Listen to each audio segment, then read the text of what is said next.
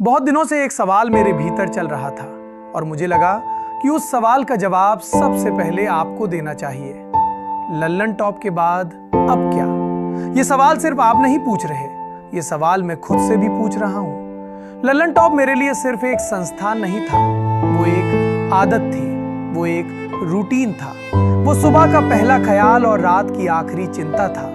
वो जगह जहां सवाल पूछना नौकरी का हिस्सा नहीं, जिम्मेदारी का हिस्सा था। लेकिन जिंदगी में कुछ रिश्ते ऐसे होते हैं जिन्हें छोड़ना नहीं पड़ता, बस उन्हें नए रूप में जीना पड़ता है। मैं लल्लन टॉप से भागकर नहीं जा रहा, मैं लल्लन टॉप से नाराज होकर नहीं जा रहा, मैं बस अपने भीतर के उस पत्रकार की आवाज सुन रहा हूं जो कह रहा है, अब थोड़ा और जोखिम लो, अब थोड़ा और ईमानदार बनो, अब थोड़ा और अकेले चलो।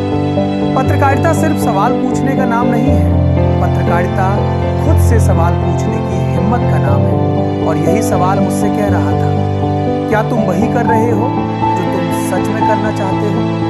तो आगे क्या करूंगा? सबसे पहले तो मैं वही करूंगा जो अब तक करता आया हूं, पढ़ूंगा, देखूंगा, सुनूंगा और सोचूंगा। लेकिन इस बार थोड़ा और खुलकर, इस बार किसी एक फॉर्मेट में नहीं, किसी एक प्लेटफॉर्म में नहीं।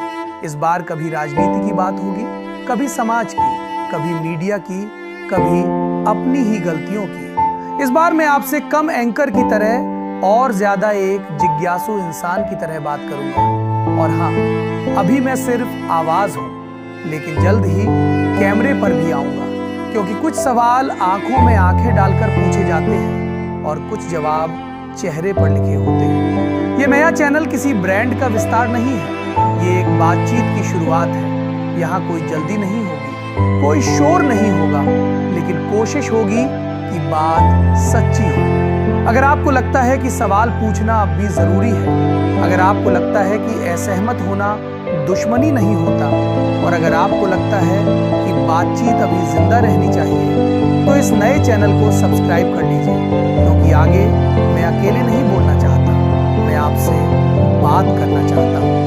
अभी के लिए इतना ही।